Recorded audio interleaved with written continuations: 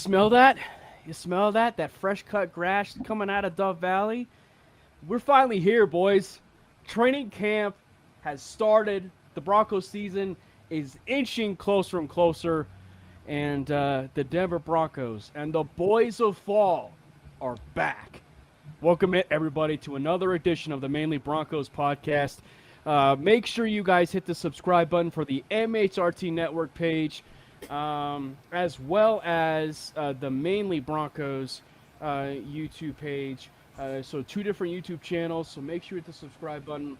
And if you guys prefer watching this through X, Twitter, we are streaming on all four of the platforms. So at MHRT Network, at Jordan T. Lopez, at Jordan's handle, at Brandon Miller's PO's Twitter handle, and of course at myself at Cameron Parker PO. So make sure you guys share and tell your friends, and have your friends tell their friends about the Mainly Broncos podcast. We were gone for about a couple weeks, but but we are back.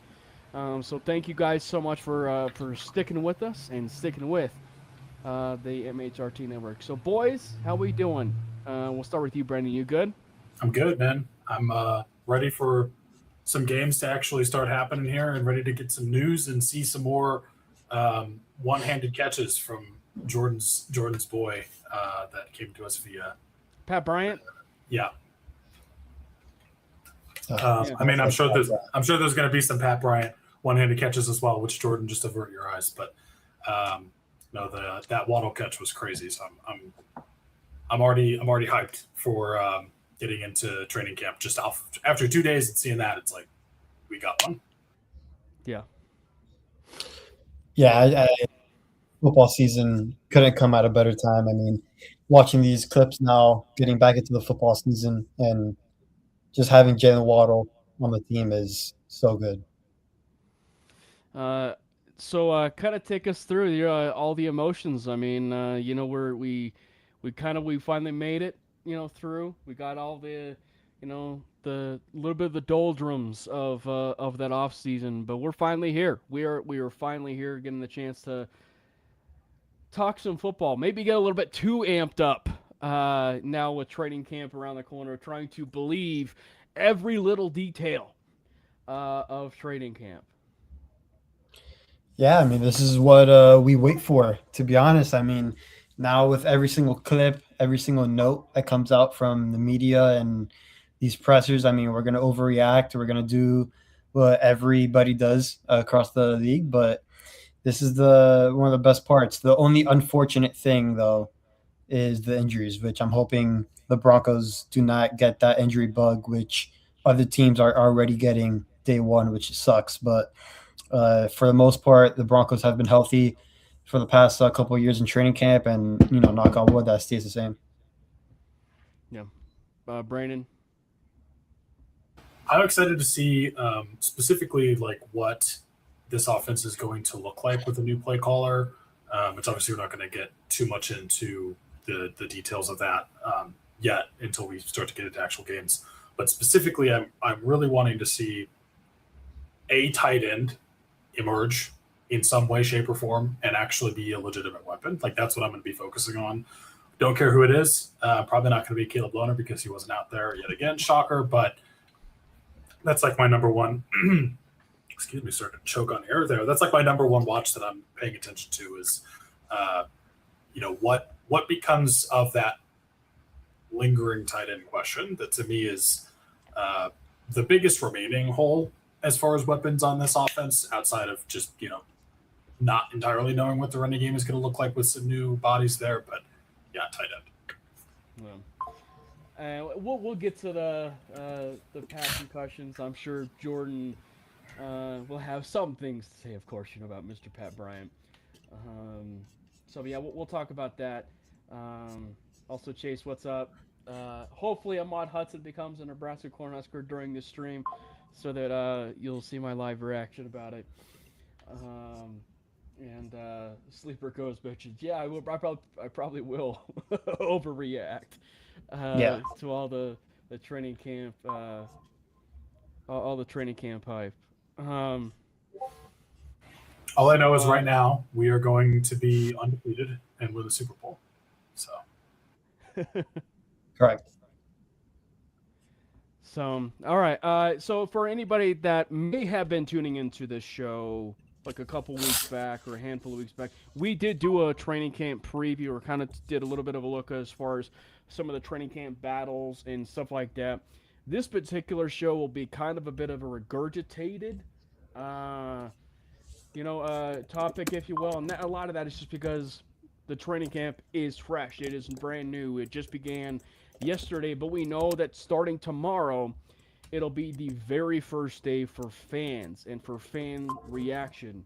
I think the hardest thing for all of us and us being fans that's going to be really hard is going to, be video. I mean, it's a stealth operation. When it comes to trying to take some video and stuff like that, down there with training camp. So it's gonna be really fascinating to see what kind of video transpires with training camp with some of these fans because it's gonna be a little bit tricky. But obviously, we will get some clips here and there. But obviously, we know that sometimes the fan view has been the best view at times. So.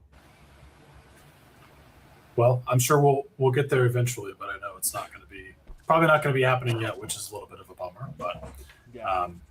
I want to see some more footage of specifically the new training facility. I feel like they just keep hyping it up and they keep like putting on all these. Did you guys see that post that they made about like, Have you seen the where they sourced the wood from and like all this stuff? I'm like, just show me the inside of it. Like, I don't care about that. Did you see what they posted about like an hour ago? No, I didn't see it. It was the most recent thing. I didn't see that. They did like a 3.5 minute video of a tour of inside the building. Okay, I take it back. They did exactly what I wanted. I'm gonna go check that out. I mean, it is incredible. I mean, it further solidifies that we have the best ownership group in the NFL. Yeah.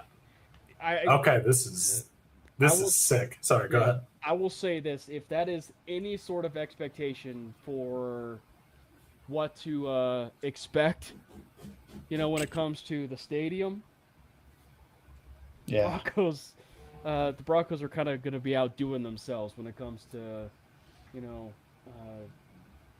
the overall practice facility and stuff like that. So it is going to be wild, and I'm sure too. Like this is crazy. Sorry, no, you're good. One of the things I'm sure that we'll also get is like photos. I know they released photos, but I'm sure they'll do a little bit more of like an in-depth like photo, tour as well. But yeah, it is absolutely crazy to me. Yeah, imagine a stadium with that. Dude, I would pay an just unimaginable amount of money to be able to work out here and just have like this be my gym. That would be probably the coolest thing that I've ever experienced. It's not happening because they will not probably let me through the doors. But this is so cool. We're gonna have the coolest stadium in the NFL. I'm not even joking. It'll be even better than SoFi. I mean, yeah. I mean, if it's anything close to what the facility is, I mean, yeah, we can expect for it to be the best. I mean, because we're all expecting it's going to end up being a retractable roof, right? Like, yeah. Like it'll be a retractable roof. I know some people thought it's going to actually be like an overall dome, and it's not going to be a dome. Like it's going to be a retractable roof, and the question is just going to be like, what are they going to do on top of that? There's like 100 acres that they're going to be dealing with, so like I'm sure there's going to be a fan experience and stuff like that. So yeah, it's going to be very interesting, to see what all that entails because like there's different things that they can lean off of and take from. I know locally, like they have like the McGregor Square. And stuff like where that's the fan experience and fan environment that they can also like watch shows, watch the FIFA World Cup, like stuff like that, and also like watch like games that people aren't allowed to like get tickets and stuff like that. So I'm sure there's gonna be that kind of fan experience, and I'm sure there's gonna be one part of it too. I think is gonna be like there's the Colorado Sports Hall of Fame that is a part of that stadium, right, or a part of it or attached to it. So I think there's gonna probably be something that's going to be an extension of that, and I'm sure there's going to be some sort of involvement with some of the parts of the stadium as well to really kind of bring out the flavor and stuff like that. It's going to be fun. Dude, can I live here? This is the coolest thing I've ever seen. Yeah, it is going to be nuts. All right, so as we said, there's going to be a little bit of some regurgitated topics and everything as far as like talking about the training camp battles, and this really isn't necessarily new or some of the stuff that's been talked about in other Broncos podcasts. But as far as from our point of view and everything, you'll hear our point of view and hear our standpoint and everything too. So it's going to be a lot of fun. Let's start first with the obvious, because I think the biggest thing when it comes to training camp is injuries, right? Like that's probably something we didn't necessarily talk about at our training camp, like stuff like a couple weeks ago or about a month ago, and a lot of that is just because it's self-explanatory. If training camp people can come away, scot clean and no injury health and everything, I think that is the ideal situation when it gets to be training camp. With preseason, obviously, as well. There's no significant injuries. That's the biggest victory in and of itself right now with training camp. Oh, for sure. One last thing to say about this training facility, even the barbershop looks like ridiculously insane. Like that's the nicest barbershop. I can't stop talking about it. I'm going to stop right now because I've taken up too much. But this is incredible, and that's all I have to say. Yeah, no, it could be its own state. The stadium could be its own state. Well, I mean, yeah, that's actually kind of true. I mean, the Penners really might make that thing its own city. Yeah. So for anybody that is like outside of it, it's gonna be there's a light rail station that's called 10th and Osage, and like right off of that is the Buckhorn Exchange. That's gonna be like the main area of where it's located. And then obviously there are 100 acres and stuff that's going to be on top of that. So we touched on it with injuries, but what is the number one training camp battle or thing that you are looking out and wanting to see when it comes to this Broncos training camp this year? Jordan, you go first. I want to see who emerges as that wide receiver 3 and 4. We all know the top two guys are going to be Waddle and Sutton, but I want to see who the third guy is. I want to see if it's really going to be Troy Franklin. Is Marvin Mims finally going to get his turn and being a wide receiver and getting those snaps? We've seen him make those plays in big games. Is he actually going to get those wide receiver 3 reps that he deserves? Is it going to be Pat Bryant, who's everyone's high on, and coming back from his concussion and now fully healthy? Just a lot of options, and I wonder who's going to take over that wide receiver 3 spot. It's going to be Pat Bryant. I'm sorry, Jordan. I'm not even kidding. Pat Bryant, I think, is going to just explode this year. I'm so excited to see him. But I'm excited to see, what happens there as well. For me, I think it's going to be who's going to take, and maybe not, this isn't like a 1-to-1, but who's going to step up for the loss of John Franklin Myers? Like, what does that look like? Is it going to be Wazirike? Is it going to be Tyler Onyedem, the rookie we drafted this year? Is it, I'm honestly surprised Wazirike is still on the team after everything that happened, but, whatever. Is it going to be Jones? I don't know, but I think that's going to be something that'll be worth monitoring, but also just something that's going to be really important for this defense and how the defense performs this year, because I think I actually have more concerns about the defense than the offense going into this season. And losing John Franklin Myers is a big part of that, because he was just an absolute steal when we got him in that trade from the Jets for a 6th round pick swap. And I wished we had a way to keep him, but whoever tries to fill that role is going to have big shoes to fill. And I'm curious to see how that works out and who that ends up being, because it's going to be big. I think for me, I think there's going to be some definite position battles. I think for me, one of the things that right off the top of my head that I think that is going to be probably a big thing of emphasis. We're talking about the defense, and just my mind kind of went there. But obviously we know like I said, there's going to be training camp battles with this. But one of the biggest things that I want to be following whether it's certain drills or things that they want to really put that big emphasis on, is they have got to create turnovers this year.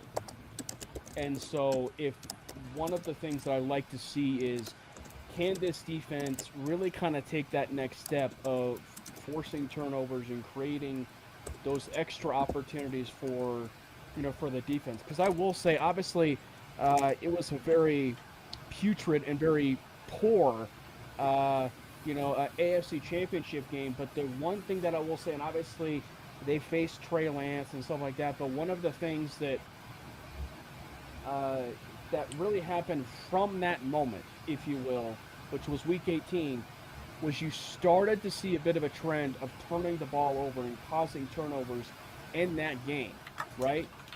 And it really carried over, even though they had a bye week. It really carried over into that Buffalo Bills game, where Josh Allen was the reason they were in the game, but also Josh Allen was the reason they were losing that game or lost that game because of turnovers that were happening by the defense, and the defense that was forcing turnovers. So if they can really bottle what happened at the tail end of that last season, I think this defense can really kind of hit its stride and maybe hit that extra gear. Because, there were so many times, right? Like, we talked about it on this show. There were so many times, where there were clear interceptions or turnovers to be made, and it just didn't happen. There were moments where, obviously, Hufanga probably should have had 6 interceptions, and that's putting it lightly. And Dude, then that was obviously, crazy. and then there's times where Pat Surtain and Hufanga are colliding. Right? Sorry, it was Pat Surtain and Brandon Jones colliding, and they should have had an interception.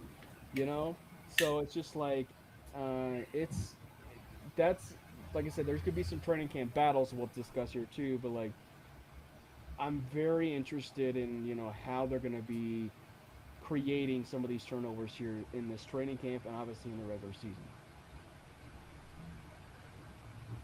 Yeah, I think that's going to be big as well. Hopefully, we don't kind of go through that withdrawal, if you will, of that Hufanga. What happened with Hufanga and those picks. That was insane, and I feel genuinely bad for him as a player because that's got to be insanely frustrating. But yeah, I think that's going to be a big part of the defense this year. And then specifically, I think someone in the comments talked about this, but literally what happens to Shadi Perrin? I need to know this.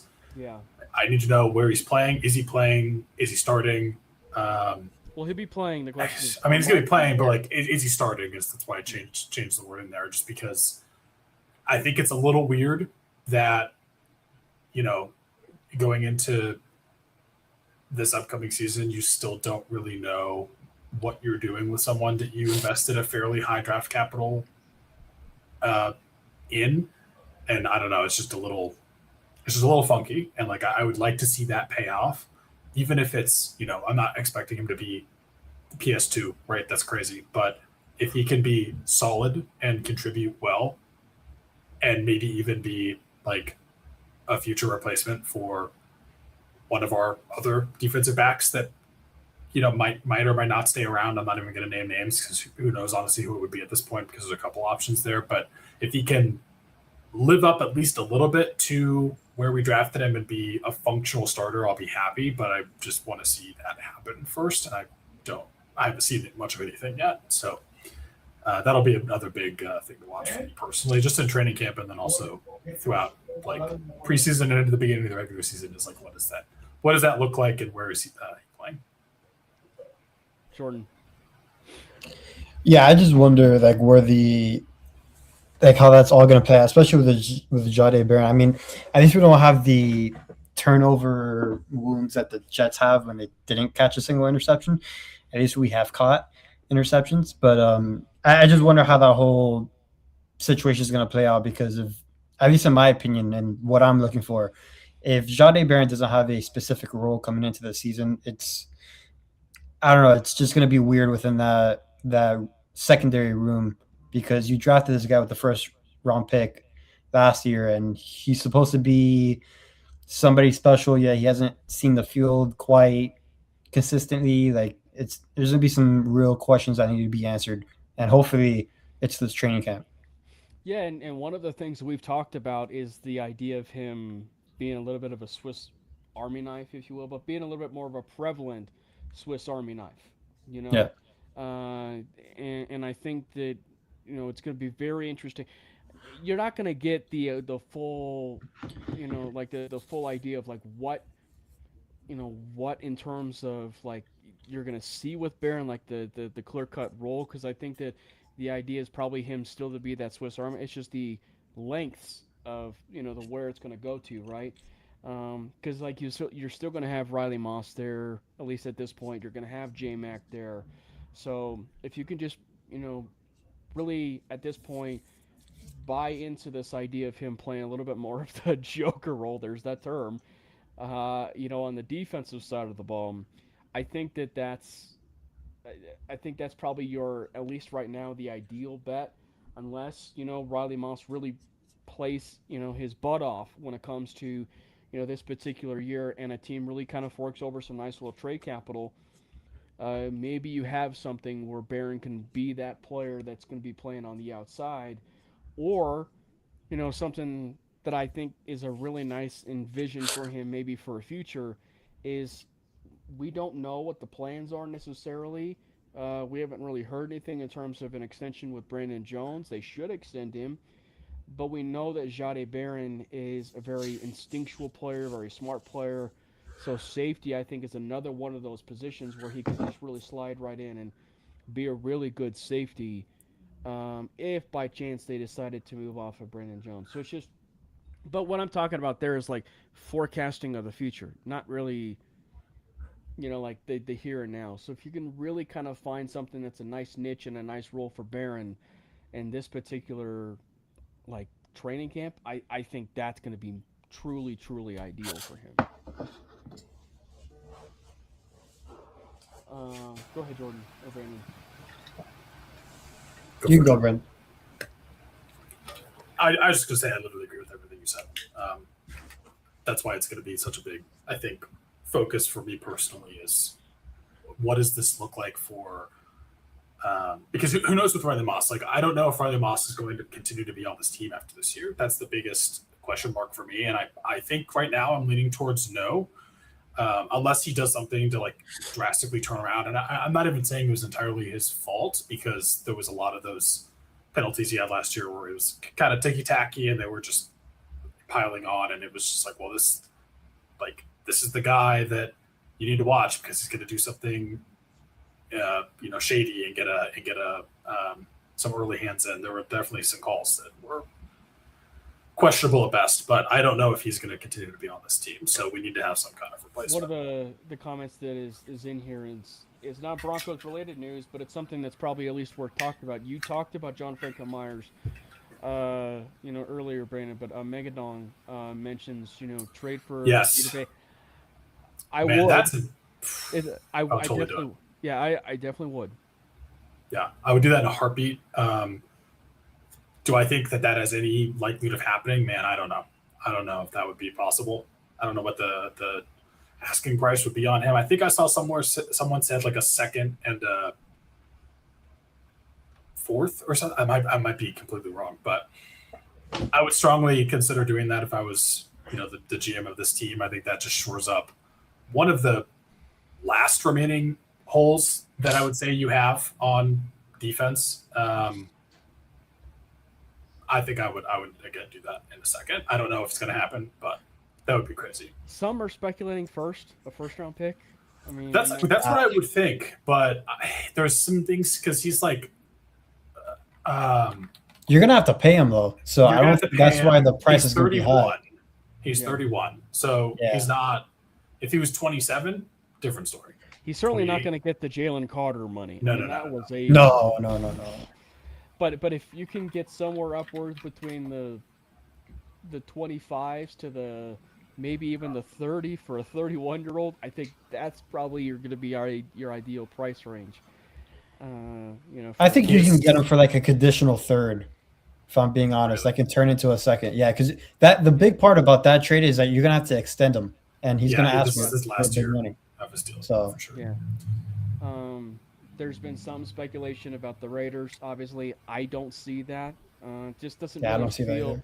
It doesn't really feel necessarily like in the Raiders' wheelhouse, if you will. If the Raiders were starting Fernando Mendoza and they were battling for the AFC West division like right now, and they're Super Bowl contenders, okay, I could see it. Like, but they're like rebuilding. Like they're rebuilding that football team, and yeah, you certainly want to ensure that Max Crosby stays, but it just does not fit the timeline for the Raiders as well. Yeah, I don't see it happening for the Raiders. That just seems ridiculous to me. But I mean, I guess it's possible. But I do think that he would fit in pretty well in Denver, and I would be super stoked for that. I don't know if it's going to happen, but you can hope. This seems Time like a out. 49ers seems like a 49ers trade to me. Rams. Which, by the way, the Dude, the 49ers Rams, just man. re-signed Debo. Yeah, Yeah, yeah. just as we were doing the show, Ty asks about Jonathan Cooper, his situation. We're still gonna probably let that whole. I don't want to speak for Jordan and Brandon, but we'll probably let the whole process, kind of play itself out. I'm personally expecting him to be suspended. I don't know how long he'll be suspended. It'll probably be somewhere upwards between the 4, the 6, the 8, kind of threshold. I don't know if he'll get 8, but if he is suspended, I think the good news is, and this is something that we've talked about on the show before, is Jonathan Cooper is a great player, but I think that with this edge room and everything that's kind of leading up to this, that room was very talented also in its own right. And so Yeah. if Cooper is going to be missing some time, they have the right pieces in place that can really kind of, supplement his loss a little bit. I think he's been practicing in full, correct? He actually, it was a surprise. He showed up to Yeah, the practice. I want to say it was the first day of training camp. yeah. Like that's not open to fans, but like the first day of training camp. I'm curious to see how that situation plays out and what's going on there. Obviously, like the off the field stuff is concerning. That's all I'm going to say about it. So I'm curious to see what the team thinks about that and just how that works out. It'll be definitely something to watch.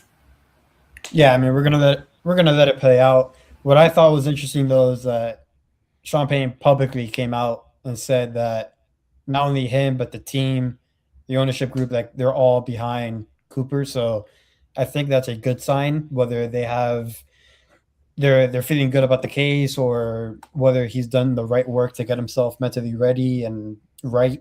I thought that was a big statement because usually you don't just come out and say that just to say it, especially with these guys. So we'll see how it plays out. But again, I think that was pretty big in terms of saying that publicly. And again, we don't know what his future is going to hold as far as suspension on the team necessarily. As we said, he's a good player. It would be great to have him, but you also want to make sure you see to let the process play. But one of the things that it seems like Cooper is doing, and it seems he's doing the right thing right now. Like he's doing the appropriate things to put him in the place that he's letting the process play out, and he's also doing things on top of this. Like he said that he was going through therapy, right? Like he was going through therapy, and he stayed 10 extra days, right? He stayed 10 extra days within that therapy, Yeah. so he is kind of putting in that work and really working on himself and doing what he needs to. Yeah. Thoughts on our running back room? That's a great question. Whew, this you guys got anything on this one? I have my own thoughts, but I will I think it's something try to we collect talked. them first because I Well, don't want to be a uh, troll. well, I, well, I was gonna say I think we've talked about it, right? Like I think it's a very good room, right? Like I think it's a very good room.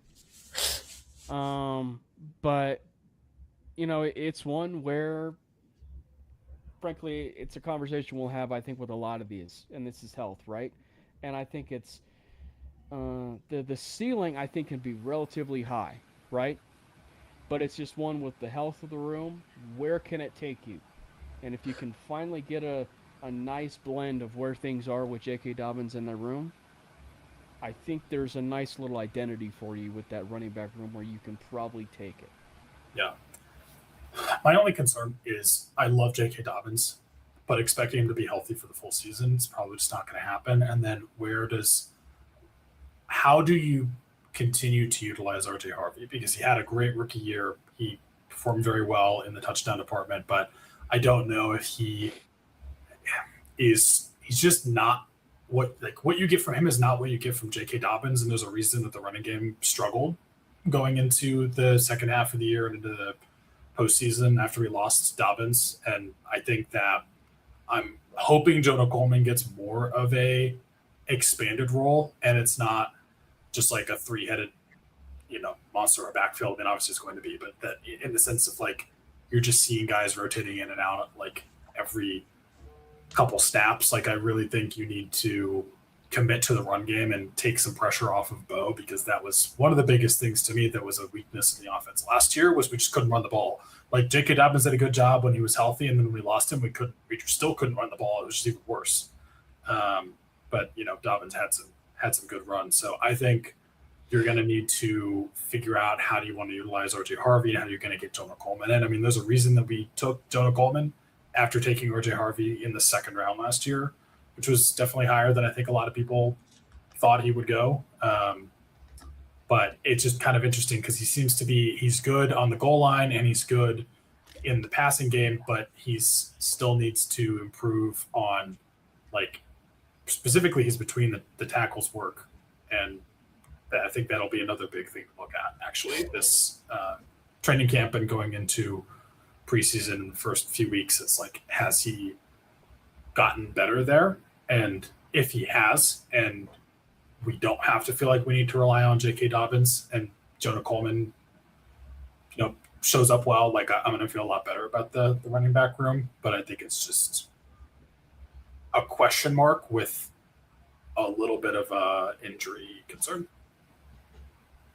I mean, in terms of the trio, I do think it's one of the deeper running back rooms in the NFL. I honestly believe that.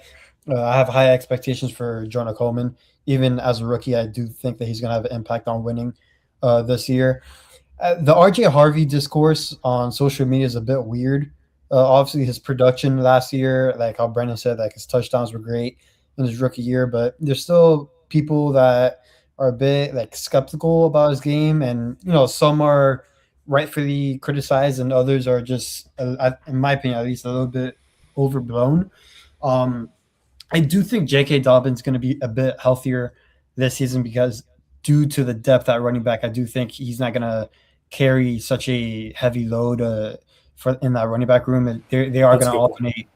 They are going to alternate back and forth between him, Harvey, and Coleman, and we might even see guys like Jaleel and stuff like that. But I do expect Dobbins to play the full season much healthier pace, but I still have high hopes for Harvey, and I know everyone's high on Coleman. I'm high on Coleman too, but Coleman looks like he looks apart. He really does. So I hope he has a great rookie season.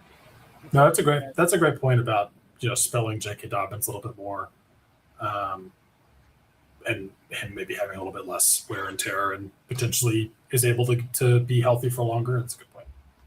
Well, and I think that's kind of like the idea of like with this running back room is like if you can really kind of like feed this idea of a running back by committee, I think that the biggest winner of that entire thing is J.K. Dobbins, because you are saving his health long term. Obviously, we know injuries and most injuries are very fluke injuries.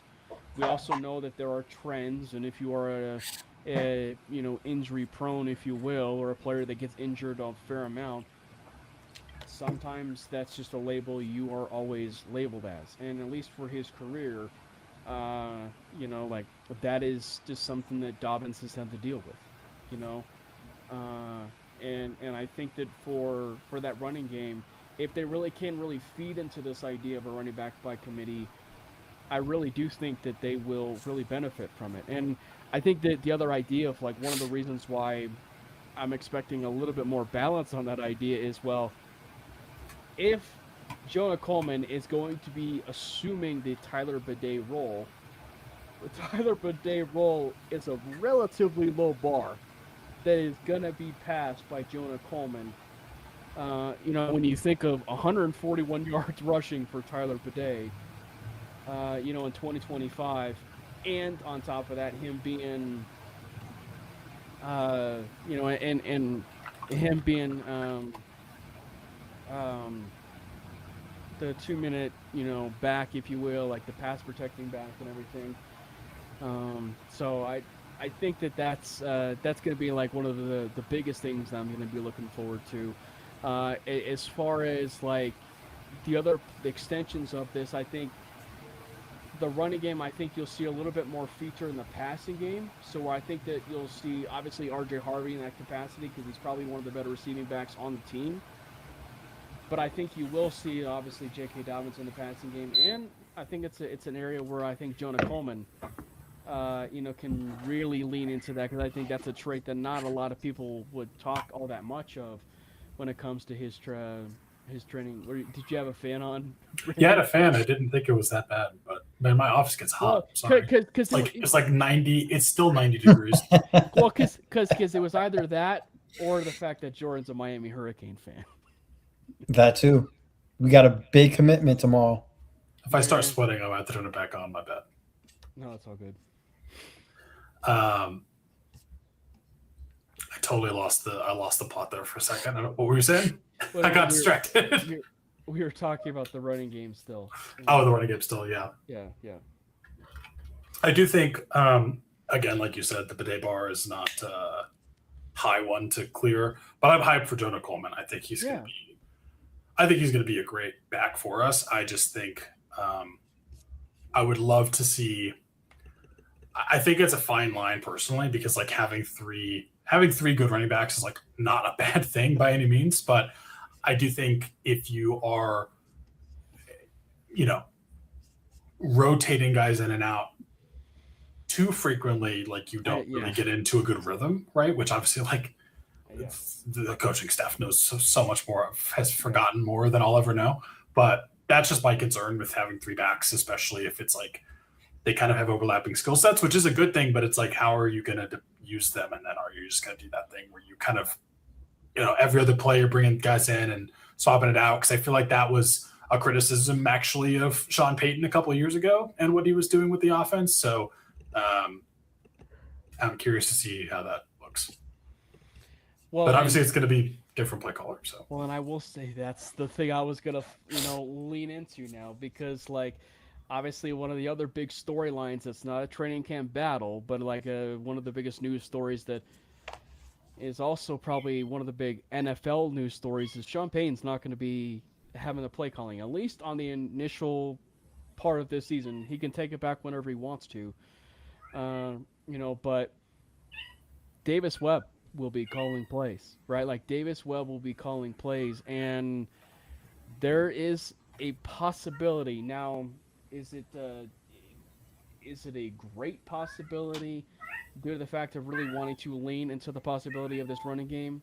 Not necessarily, but knowing the fact that Bo has led the league, knowing the fact that Bo has led the league in pass attempts, and Davis Webb comes from a tree of Mike Leach and Texas Tech and a pass-happy offense, and Sean Payton is coming from a tree with Drew Brees, and this is the fourth year of Bo Nix.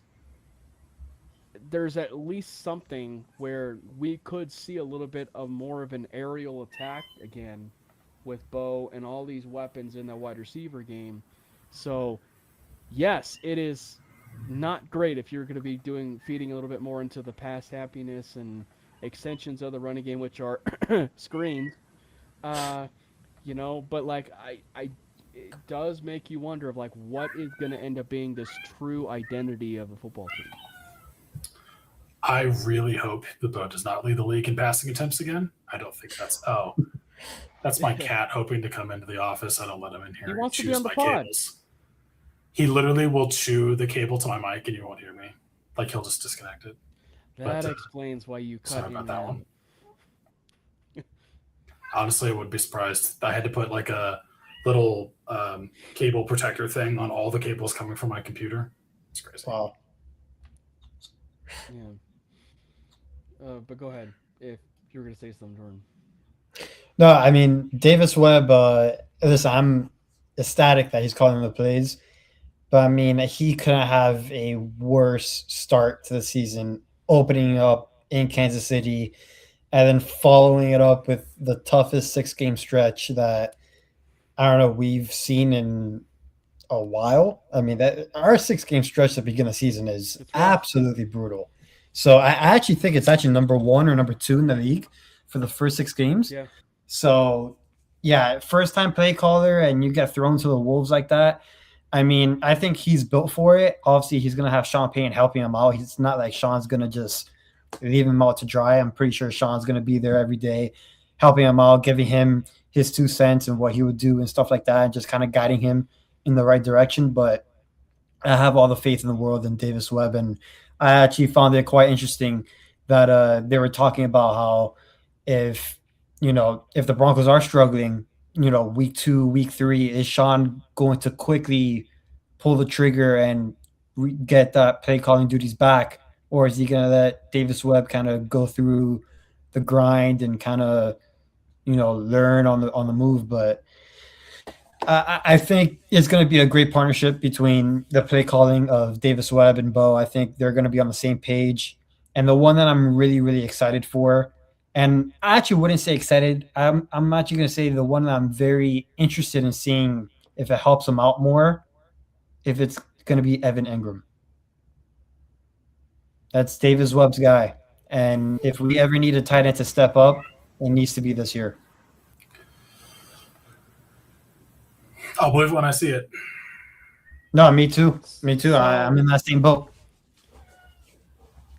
So that's another one where it's not necessarily so that this is the best way I think you can really describe the Broncos, because it's one of the best rosters in the NFL, right? But it's just when your question marks are, can a player take a next step, or your training camp battles for the most part are your swing tackles, or the depth, right? Like the depth of players. That's the mark of a really good team. Or like a third corner, a third wide receiver. That's the mark of a really good team. But where it gets interesting is if a player can really take that, next step and really be involved a little bit more. And I think Evan Ingram he fits the bill. And he has a career where he's shown that, but he's also had a career where it's been a bit inconsistent, right? Um, but it's also one where it's like, with what you've seen in some certain plays, there were certain plays where he and Bo were not necessarily on the same page. I think it's fair, for as much as there is praise for Bo, and Bo Nix will always be Pookie, and we will always love Bo Nix, and and God bless Bo Nix all the time. Let's go Broncos! God bless Bo Nix! But like I think that there were times on throws and passes to Evan Ingram where just a bit slightly it looked like his passes were a bit errant to Evan Ingram, and Evan Ingram didn't necessarily catch the ball in stride like he probably should have. And I think that that's probably another area where you can probably take the top off, if you will. And if that happens, then you're and obviously it isn't just Evan Ingram, but like if you're getting production out of like a Dylan Bentley or a Justin Jolie, you're gonna see the tight end room really kind of hit its stride and be a little bit more productive. I mean, I certainly would just be ecstatic if that happened. Well, I will say Evan Ingram does have competition waiting for him, because I am a big believer in the 2 rookies that we got, especially the one from NC State. So he better produce. Yeah. Obviously, Kodiak is a 2K reference there. um, but no, I just think that it's well. Let me just ask it this way, because one of the other players and one of the other people that has been tossed around is Taysom Hill. Dude, he's on his I way to don't. Denver right now. I wouldn't be surprised at Well, all. why? What is the argument against not having him?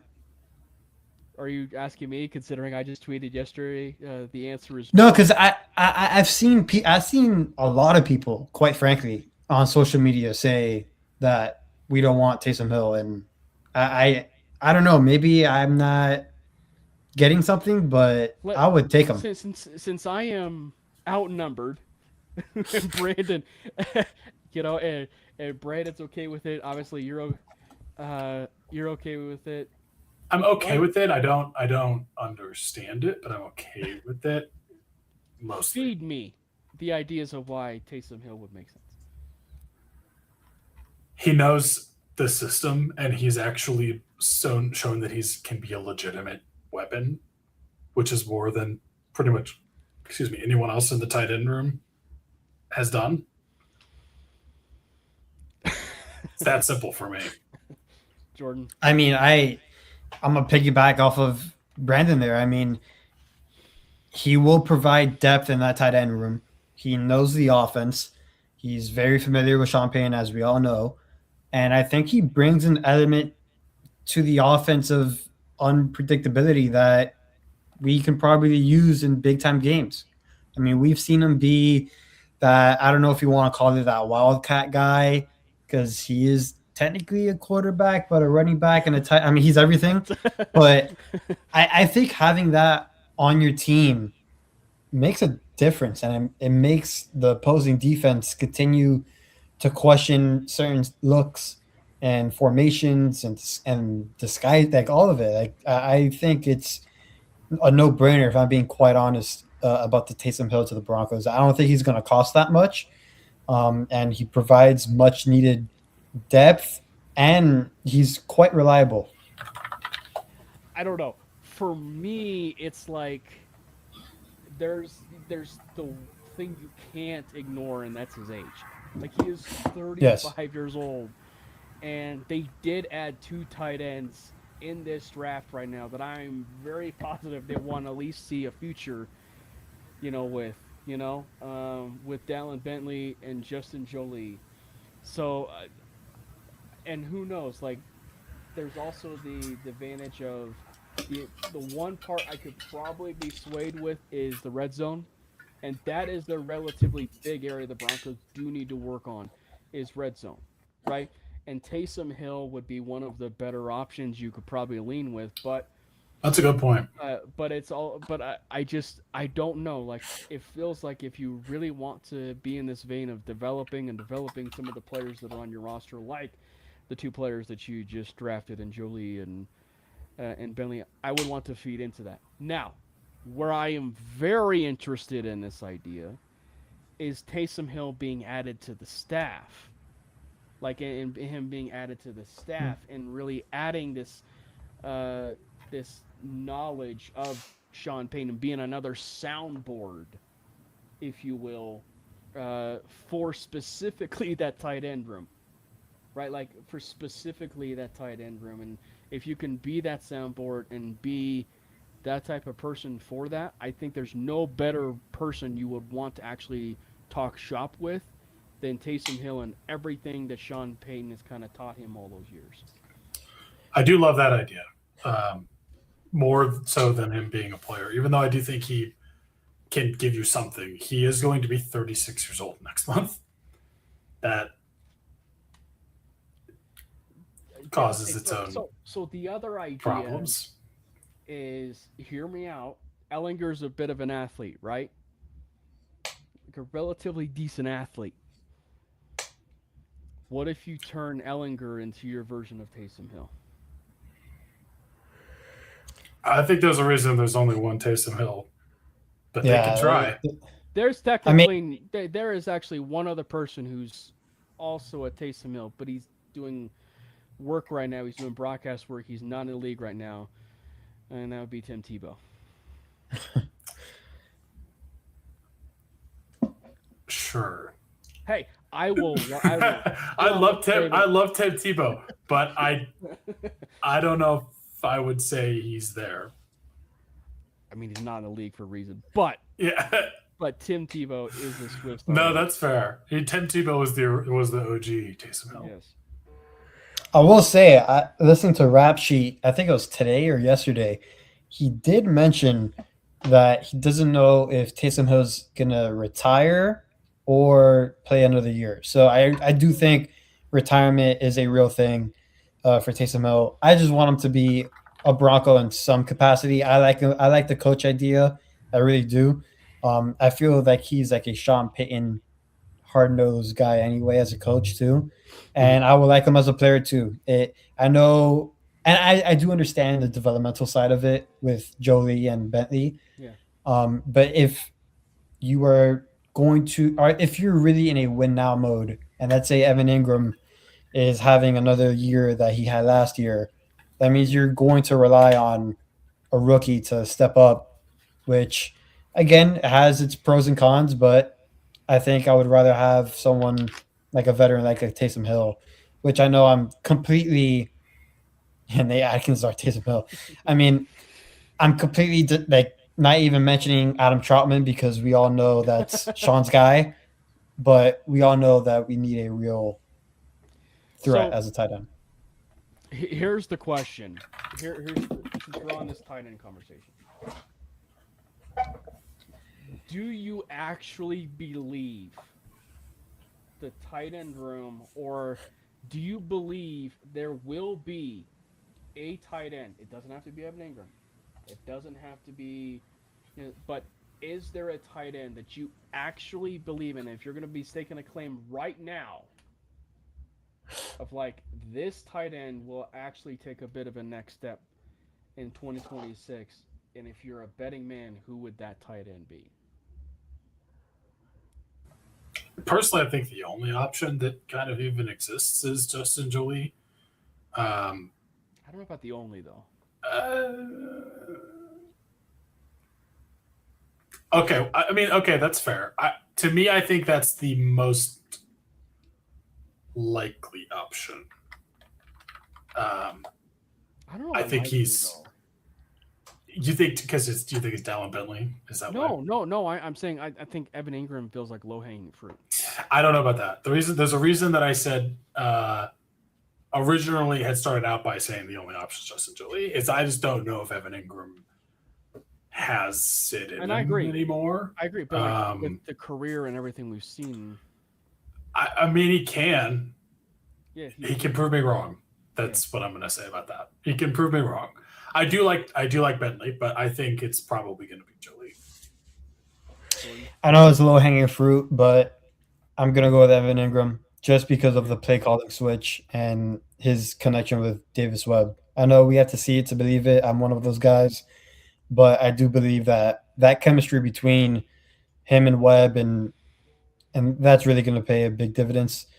Maybe this is just me, coping and hoping it happens, but I do believe it'll be a thing. But I would even just say because of the fact they did draft two of those tight ends, one of those tight ends is going to work out. It feels almost like the tight end version of when we drafted Caden Stearns and Jamar Johnson, even though Caden Stearns didn't exactly work out long term, but like the initial stuff, unfortunately was derailed by injury, but Stearns was the one that worked out, right? And a lot of people, myself included, were in the Jamar Johnson, fan club. That was going to work out, but it feels like one of Bentley and one of Jolie is going to end up working out. So I just think like when you get tight ends that come from kind of a basketball background, which Jolie has, that's usually where you get the guys that can kind of do the more freaky for their size athletic stuff that you see in the league now. I mean, obviously, like there's just so many more good tight ends and more athletic tight ends now than there ever were in years past, and it's just kind of becoming more of a common. Common isn't the word I'm looking for. It's less rare to see that at the position now than it was before, right? But That does seem to be, if there is, and that's not a blueprint, but that is a somewhat common theme. Okay, so I'm gonna ask the same It's question. just the body control. I'm gonna ask the same question relative to Jordan's favorite position in all sports, which is not the quarterback position, but it's the wide receiver position. Um, you're staking claim on a wide receiver 3 that separates himself this year. Who is that wide receiver 3? Well, I think we know who Brandon's wide receiver 3 is. Pretty sure you have the same one, Cam. So let me go in a different way. I'm just asking. Like, I'll go the different way. Listen, I know he's had his fair share of criticism on social media. Who I would want it to be is either Marvin Mims or Troy Franklin. I believe Marvin Mims, due to the plays he has made in big games, and he has shown that he has been reliable in those moments, and that I don't think you can argue that because he has shown it now for 2 straight years with Bo. Why I think it's more Troy Franklin. He has more of the size than Mims. He's a little bit over 6 foot, 6'1". He has the speed. He has that dynamic ability. And I think learning from someone like Waddle, which we've already seen pictures and videos of them talking, and it looks like Troy Franklin's really picking his mind. Learning from a guy like that, I think, is really going to help him a lot. Again, Troy Franklin has all the traits. He has the ability to be that guy. And I think if Troy Franklin does become that wide receiver 3, that's a very, very dynamic top 3 that all complement one another pretty good. here's what I'll say. I think the wide receiver 3, it won't be Pat Bryant. And it won't be solely Troy Franklin. Wide receiver 3 will be the matchup. And I think that where you see it the most is going to end up being probably Troy Franklin and Pat Bryant. Because it really did seem like the team was really leaning into the idea of Pat Bryant specifically as like the playoffs were there. Like, I mean, the thing I can't get out of my head is that Buffalo Bills game where, yeah, he went down with injury, but like that drive, he was featured. Like, he was absolutely featured with 3 catches, 32 yards before he went down with that concussion. Like, that was a pretty impressive, type of situation to really feature him in that kind of situation. And then obviously he goes down with the injury. But I think that where it gets dynamic, like with just the high ceiling for what could be with the pure speed element with Jalen Waddle, I think that's where I think it's going to be fascinating, as far as where things could go for that offense. Because, people always talk enough about like the NASCAR package when it comes to pass rush. I think that there's a NASCAR type of package when it comes to wide receivers. And that's where you're really looking at it from the standpoint of, Courtney Waddle will always feels like maintain themselves on the field. But there will be something where Jalen Waddle and Troy Franklin will be on the field at the exact same time, and it's going to be difficult for some of those DBs to kind of keep up with them, specifically for Franklin and Waddle's speed. Yep, I agree. I do agree with that. I just think Pat Bryant is going to build on what he showed us last year as a rookie, which is a player that I fully did not honestly like that we drafted him where we did, because he seemed like a bit of a reach. Jacksonville wanted him, but he proved me wrong, I think. And he is, to me, kind of I hesitate to say heir apparent of Courtland Sutton, but they do very similar things. And I think he just is going to be one of those guys that's you put the Jalen Waddle speed effect in this offense, and you're going to have some openings where you can trust Pat Bryant to come down with it. Like, if you're not going to try to take the deep shot, or you're going to use Jalen Waddle on like more of a clear out route, I think having Cortland Sutton and Pat Bryant on like the outside, if that's how you're running it, is two of the better options that you could have for Bo. And like, yeah, I do agree that Court is probably more of an X than Bryant is, but I do think Bryant is capable of playing on the outside, and I think he's going to take a leap. I think he's going to be that wide receiver 3.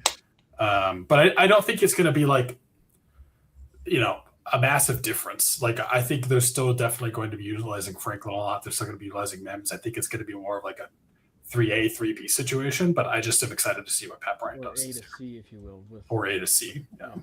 Like, you're going to have a lot of guys.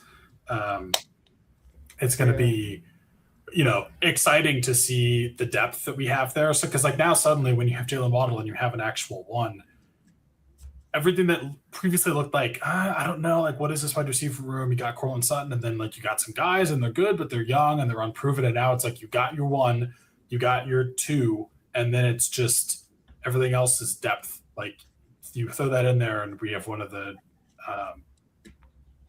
deepest wide receiver rooms in the league overnight, seemingly.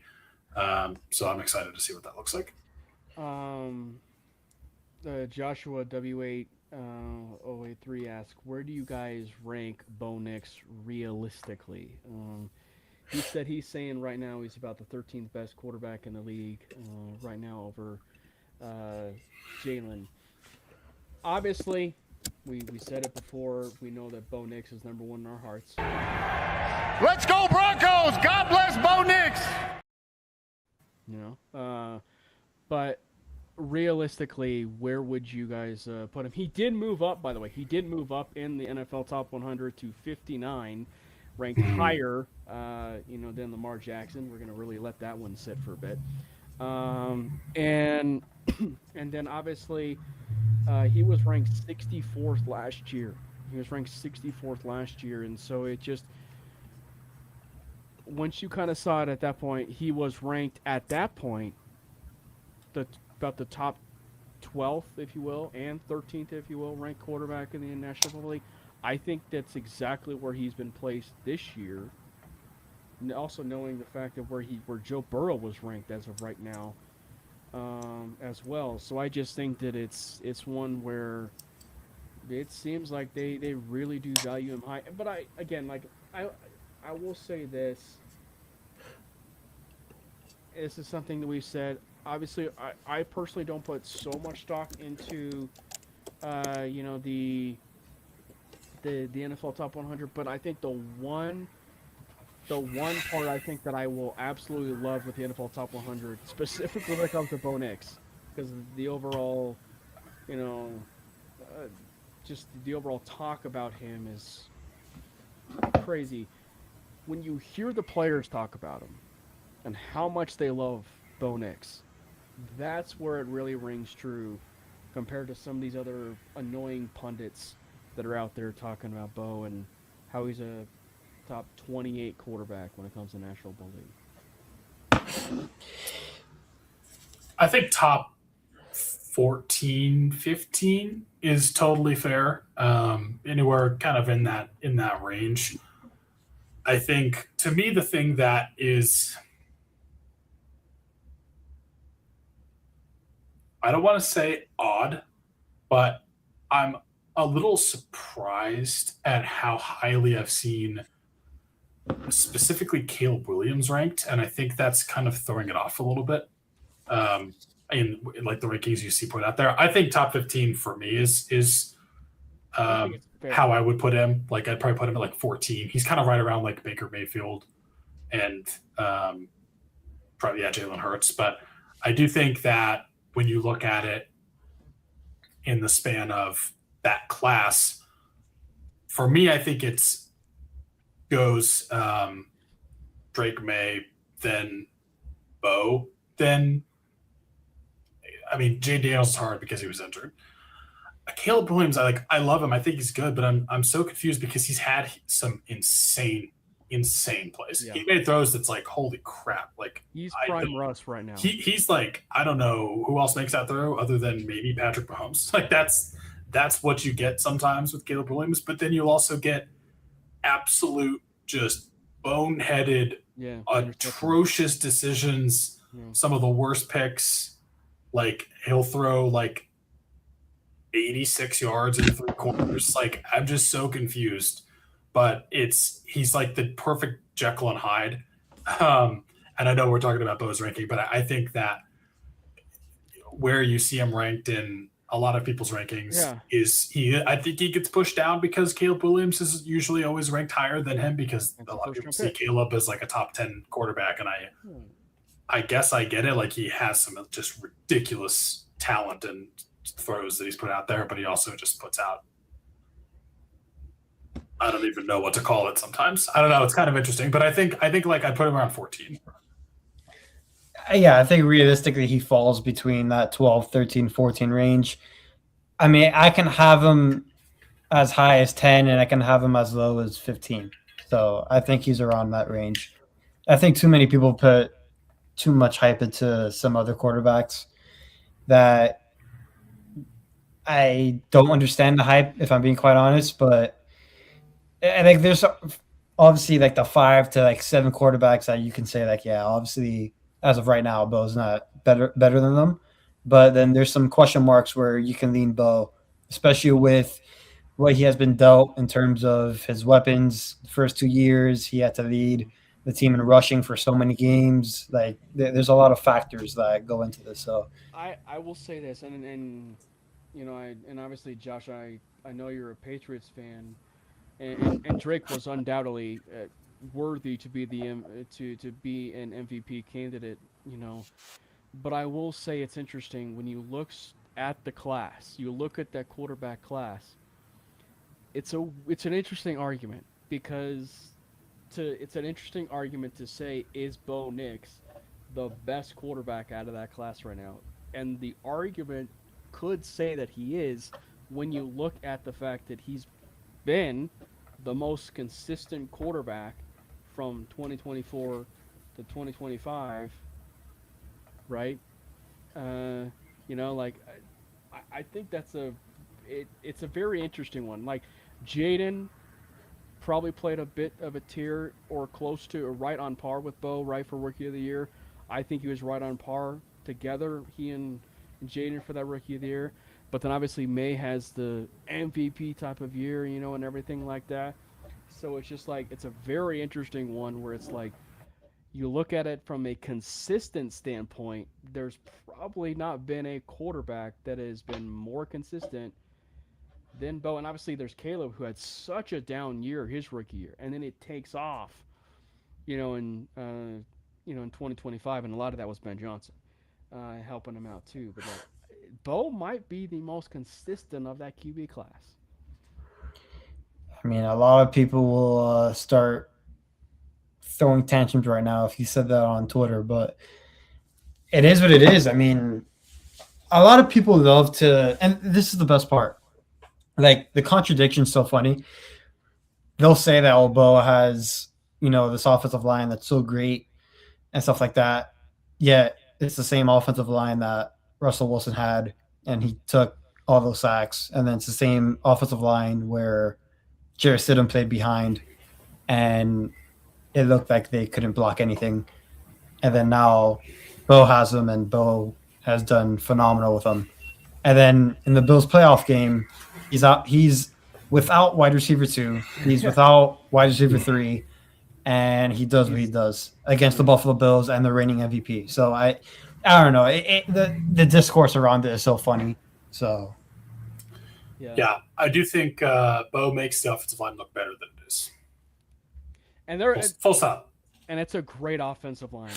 Like, I'd say it's good. I'm in agreement with Brandon. I get worked up on this. I really do. But I think it's a good offensive line. Yeah. I would say it's better at pass blocking, and that's for sure. Much worse at run blocking. But I do think how much of the run blocking is the running back? I think it's both, but I do think that the run blocking has been it could be better. It could be better, but it's both. There's definitely blame to go around there, because again, J.K. Dobbins, when he was healthy, was a top 10 running back in the league. Like, I think that's not an exaggeration to say. Where I do think, but I do think that it could be better. Yeah, where I really do think, and maybe this is, it goes back to our questions. Can a player take that next threshold in his career, right? For as much as we talked about it last year, he did get a contract extension where the team really feels like he's taken a bit of a next step in his career, where I think it really could solidify itself as a great offensive line with even some fans and stuff like that, is the center position. If you are seeing a little bit more of that continuity from that center position with Luke Whataburger, I think that's when you will really kind of hit a stride with that offensive line. And then, where you aren't really kind of dealing with a little bit more of some tweaks here and there. And as great as that was, because it really finally, for the first time in the Broncos' offensive line history, really showed some good depth at the offensive line, you're not tweaking so much due to injury or something like that, where you can rely on a Ben Powers who, if fully healthy, is a really good offensive guard when he is fully healthy. And so if you can have someone with Ben Powers, and I know he took a pay cut, and there's a decent chance he's not even here next year, but like there's a chance where that left guard situation is going to be a little bit better too as well. So I think if they can really kind of hit some of that stride with the guard and the center position, I think that's when you'll see a little bit more consistent conversation amongst everybody that this is not just a good offensive line, this is a great offensive line. I'm hoping. The Great Wall of Dallas is a good one. Sorry, go ahead. No, yeah, I mean, PFF thinks that this is the best offensive line of all time. I would even argue Russell Wilson had a better offensive line because he just had a better center. I mean, Cushenberry is better than Luke Wattenberg. So, I mean, I think we can all agree with that. But the thing I was talking about when we did our training camp preview. Training camp. I'm sure they're getting cramps. Yeah. They how hot they it should is. be. They better drink a lot of water. But they got a full nice training facility to get that fixed. Yeah. But with that preview that we did, I did mention that I want to see this offensive line be more dominant in the run game. Like, I truly believe we for sure have one, arguably two guys on the offensive line that will maul people in the run game. Like, we all understand Miners will maul people in the run game. I think Bowles has that mentality, but like Luke Wattenberg is a question mark. Ben Powers is a question mark, and McGlinchey is getting up there in age. I mean, I would really just say McGlinchey is kind of, like that term bridge starter for like quarterbacks. I think right now he's like in that territory for right tackle, just in my opinion. He's really good, but a bridge tackle for the future. Yeah, I like we need guys along the offensive line to enforce their will in the run game, and I think we only have truly one guy and maybe a second. But I will say this is the best this depth has ever looked. This is the best the offensive line depth has looked, and if I will say this, if there is anything that we have seen when it comes to Sean Payton and specifically the development of the offensive line, I think it's a fair assumption to think that the left guard position will be filled in-house, whether it's Cage Casey, Alex Palczewski moves to left guard, or even Palczewski's your replacement for Mike McGlinchey at right tackle. I think it's a fair assessment to think that possibly the left guard situation specifically is going to end up being done in-house. You don't think it'll be via trade or via just free agency? the way that this team is operated in just pure continuity, it seems like that's the way that it wants to go.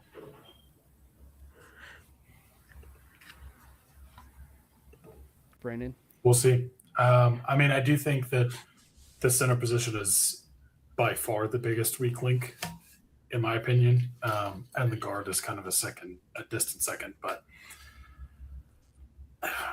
I do think that until you see like this, it's going to be continue to be held back. The offensive line is as a whole by the center position. Like that's just to me, that's currently the fact of the matter on the line, and it could improve this year. And I'm hoping it does improve this year. And there's definitely room to grow for everyone in that room. But I do agree with you, and I think that it's if we can get again a better specifically run blocking performance, I think you're going to take more heat off of Bo. You're going to be able to actually have a more dynamic offense, and I'm hoping that that happens because again, I don't want to see them have the most passing attempts in the league again because that's not a recipe for success, in my opinion.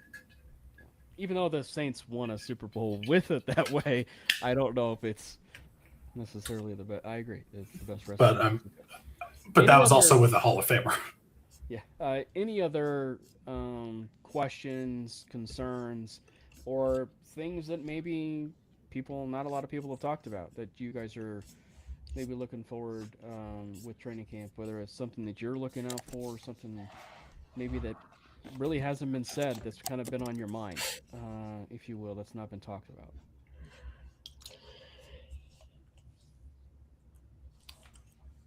I mean, I think for me, it was just I mean, everyone knows I'm a wide receiver guy. I want to know You are? the wide receiver 3 guy. The running back trio and how that's going to work out in terms of just the workload between the 3. And then I guess I'll say individually, just because I'm still a believer in him, what's going to happen with J.L. Skinner and how he's going to have an impact on the team or role. Still believe him as a safety, if you will. Yeah. I still believe in him as a safety. Hopefully he's the true backup this year, but we'll see how that goes. Yep. Yeah. That's an interesting one. I haven't thought about J.L. Skinner in a while. I want to see specifically what happens with linebackers and who comes out of this. Are we going to get multiple rookies that are going to stick in that room? We'll see. Daredevil going to separate himself? That'd be so much fun. But I'm curious to see if we get some fresh faces there because I do think we need to get younger. Not like we have fresh faces there, but like that they all stick because we had some pretty intriguing guys between Daredevil and Torian York. I know Torian York's a bit smaller, but I do think it's possible, that they both get spots on the roster. Yeah, well, and obviously this is where you do end up with some of those like battles, if you will, and that's the line. Jordan Turner is going to be beginning or has begun training camp on the PUP, and he's been working out on the side, right? Which we know that is a window that now has been opened for guys like Karene Reed and Torian York and Red Murdoch, right? And so linebackers probably another one in those relatively short lists of battles that I think a lot of people want to know the answer to. And I think if you're a betting man, Red Murdoch seems to be the guy that I probably would say at this point. But obviously this linebacking core that is led by elite linebackers and Alex Singleton and Justin Strnad seem to be holding down the fort, in just a little bit. So I don't know, Jordan, what would you say? Do you think that Red Murdoch will be supplanting one of those two legends at the linebacker position of Justin Strnad and Mr. Green Dot himself, Alex Singleton, who can't cover a wheel route? I'm actually kind of surprised that we went the whole show without even mentioning the linebacker room because it's probably the biggest question on the roster. I'm a big believer in Red Murdoch. I'm actually kind of Daredevil. Optimistic. His name is Daredevil. Okay. I'm a big believer in Daredevil, and I'm actually optimistic about York from Texas A&M. So I do believe that there are two capable guys of pushing for that spot. I more so believe in Daredevil, as Brandon will call him, more than York. just because of the pure. I mean, York is a little bit undersized in my opinion, but I do believe in Daredevil himself to win over the hearts of that linebacker room. I think there's a chance he could have 300 snaps this year. That's a lot of snaps. I mean, when you factor in special teams and Okay, yes, and yes. and then factoring in probably at the last end of the season where he could probably make a little bit more of an impact on that team. I think there's a chance. I don't know if he'll take the starting role, but I think that Daredevil Murdoch. I think that he will be a little bit. Well, I think he is now, but like he will be even more of a fan favorite even during the regular season and everything. And I think that that's one that I think a lot of people will be latching onto. But um, I don't know. I really do see a future where Torian York and Murdoch are your starting linebackers post Sternad and post Alex Singleton. I think the thing with York, his intelligence is off the charts. If you actually get a chance to hear what I believe was Mike Elko talked about regarding him, do your guys selves a favor and take a Google search and type in Elko and Torian York and get a chance to see how he described him in film rooms and studies and stuff like that. Obviously, he went undrafted, but like it makes you wonder how did this guy not get drafted with the way that a guy like him specifically talks about him and how much he was in a film room and you know being only 20 years old and he's involved in the film room, that kind of stuff. It really kind of like makes the thing like wow, they really feel like they did get that diamond in the rough, if you will, with York.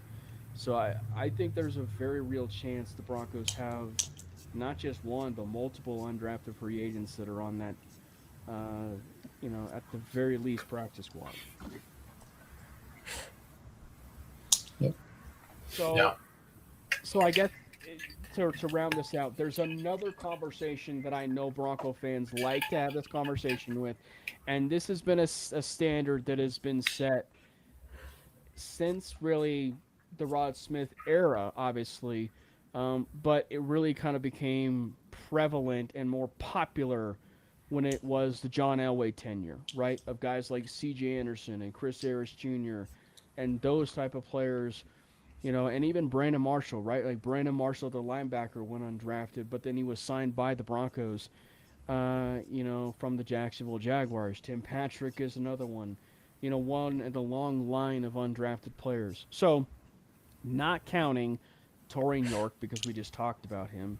Um, who is the player you are circling, and it could be multiple, circling of that undrafted pool that will make an impression and make that 53-man roster, to be that blunt of a question? I mean, that's a tough one. I don't know. Was this player undrafted? Let me double check something.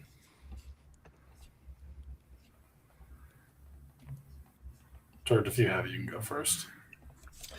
I mean, I was actually kind of doing the same thing, just looking. I mean, is the low hanging fruit York since he's undrafted? Yeah, but I said no York. Yeah, you can't choose York. Okay. Nope, this guy technically was not undrafted. I was specifically looking at, so if you guys follow at all with what Luca Evans, which by the way, rip. But congratulations on your new role that you're going to be going to with. He's still alive. He's still alive. We will miss you. Rip in the sense that he's leaving Denver. We're gonna have to play we're gonna have to save the clip of Deadpool, which is fake laugh hiding real pain. Yeah, fake laugh hiding real pain. He is still alive and well, but he is leaving Denver, unfortunately. So, congratulations to you. But he specifically pointed out Sean Fresh from today's. I think it was today. Yeah, today's training camp as corner. He's a cornerback from actually the UFL league as the standout player who actually ended up coming up with a pick on. I think it was Ellinger. Same team as Hakeem Butler. Yeah. But technically, that doesn't count as an undrafted free agent. So, and I was like, it seems to be pretty obvious to pick a cornerback as who's going to make it, because that is the favored, the chosen position, if you will. I think I might go with Tyler Miller, the offensive tackle, who's like 6'7", I think. One of the top Right. 3 well-paid undrafted free agents. He is 6'9", 335 pounds. Yeah, I think he was the second highest paid undrafted free agent that we signed. Oh, I might be wrong on that, but he's up there. they trade. But Frank I do Gore. think he's going to be trade for Crown. That'd be crazy. But I do think Tyler Miller, just having a lot of that additional like size and depth on the offensive line, I think is always going to be valuable. So I'm going to go with him. Is Clay Powerade Bottles Webb still on the team?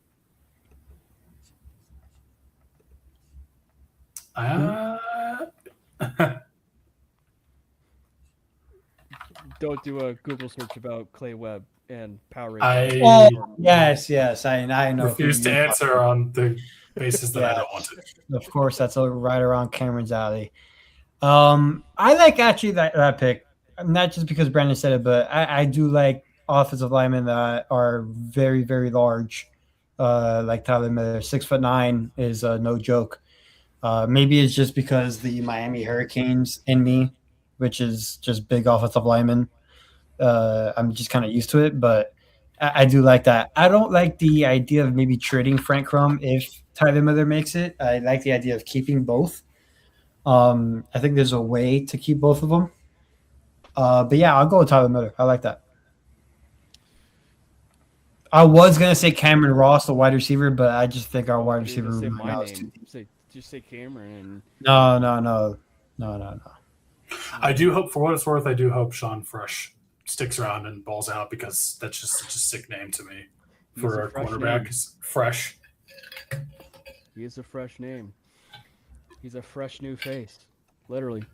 I don't know. It's tricky. Obviously, we all think it's gonna end up being York, but I think where it does get tricky, because like when you think of like the names, at the very least it's practice squad, or at the very most I think it's practice squad, right? Like, because I think it's hard to ignore guys like a Dane.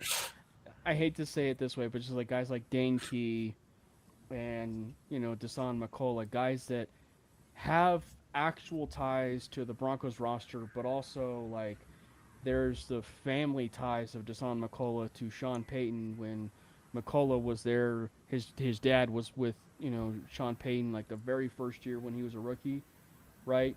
And so like kind of doing a solid, if you will, and bringing him on the team doesn't necessarily mean he's going to be on the 53-man roster. But I also know McCullough was also one of the top 3 like well-paid undrafted free agents. But I also know that he's like a dollar store version of Isaiah Simmons, and I have no idea what they're going to be doing with him and where they're going to be playing with him and what they're going to be identifying a certain role for him. So that's where I don't know if he'll be on the team. So, and wide receiver just in general, I don't know, because it seems like that wide receiver room for the most part is relatively set, because there's a certain guy named Lil Jordan Humphrey who's occupying the room right now. Oh boy. So I don't know. Like I really do think that there's. I'll just go out on a limb, and maybe it's just because of the Marvin Mims type of discussion and everything like that.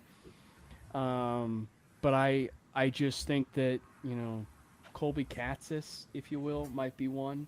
He's a relatively big wide receiver that's got some special teams ability, and if they want to make it a little bit more of an explosive special teams with the new rule that's been in place for the last couple of years, right? Maybe they don't want to obviously put R.J. Harvey down there, but they actually want to make it a little bit more explosive with another guy there with Marvin Mims.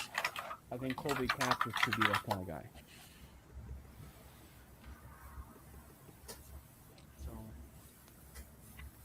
Interesting. because I feel like it's there's as much as it's the Husker fan in me too, but it's just like it's just hard to ignore guys like a Dane Key being related to Devon Key. You know, it just seems like practice squad right then and there. You know, because like he didn't. I am perfectly positive he did not weigh. Uh, like he did not weigh any options. He just wanted to go play with his brother. I am perfectly content and very much believing that. And I don't know if that's true, but I am very much in the belief that happened. Deshaun McCullough kind of the same thing, just because of his dad and the history with his dad. So I don't know. Clay Sprays with Tennessee. That's the. If you're not in our Discord chat with David Talks Broncos, that's our. That is our nickname for Clay Webb. That's crazy. I hate it. You don't like the Clay. You don't like the Clay Spray nickname. No.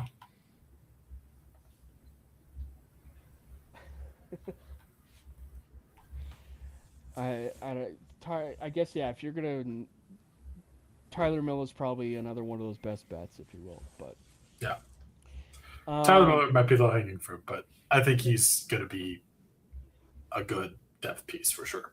Especially with like, unfortunately, what was the Garuglio injury?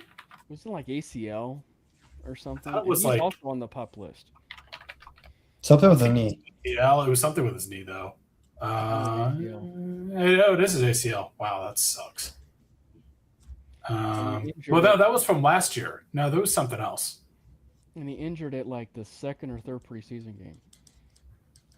He did, yeah, in the preseason last year. But I thought there was something else that just happened recently. I don't know if it was that. It was just they mentioned about. Maybe not. They just put him on the pup anyway. Yeah, we love a good pup. So yeah, any other final thoughts or people that are in the YouTube chat? Maybe we'll do something a little bit different.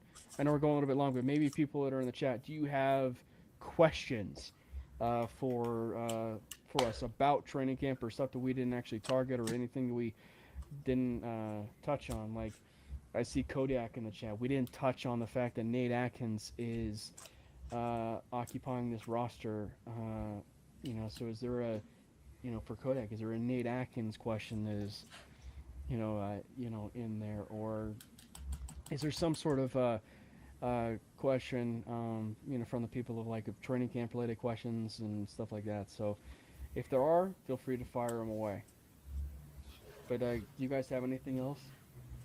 This is the Actually, no. This is the year that we don't have any joint practices, correct? Yeah. Actually, we don't have any joint practices. So that'll be interesting. Yeah. I think first time in several years where the Broncos don't have a joint practice, right? I feel like we always had them with San Francisco. Am I crazy?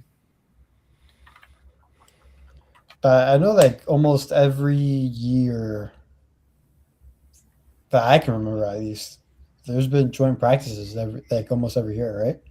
One of the most iconic joint practice moments was when the Denver Broncos really showed out against the Minnesota Vikings, and then KJ Hamler stepped to the stage and said, and now coming to the stage, Jared Jeudy. The one that I remember is when the Cowboys came into town, and our defense just Draymond kicked their Jones. ass. Yeah, the famous Draymond Jones. Because they live streamed that on YouTube, and people were watching. Oh, that's right. It was just ass whooping from start to finish.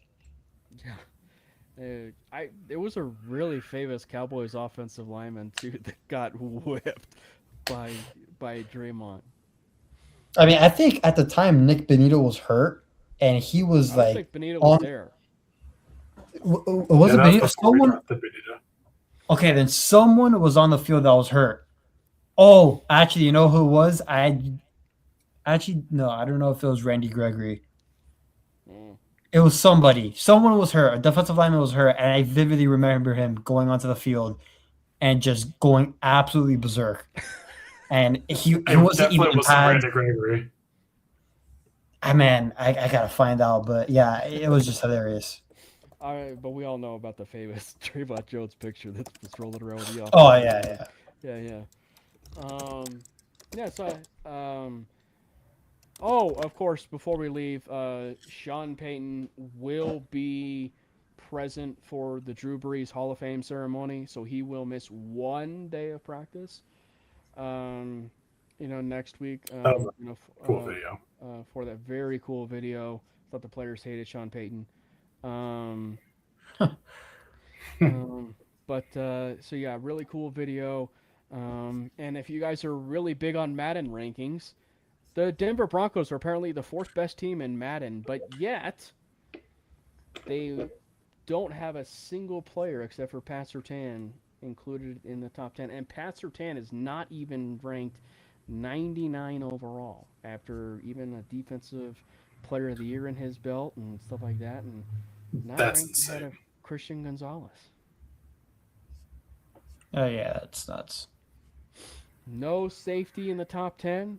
Zach Allen, not even in the top 5. Not even in the top 10. Bo Nix, not even in the top 10. And if I heard correctly, he's ranked in 81. That's just so dumb. That's insane. And Caleb Williams is ranked in 90. See what I mean? Um, I don't get it, man. I mean, I get it sort of, but by the way, a really important question was asked for Jordan relative to basketball. I gotta find it.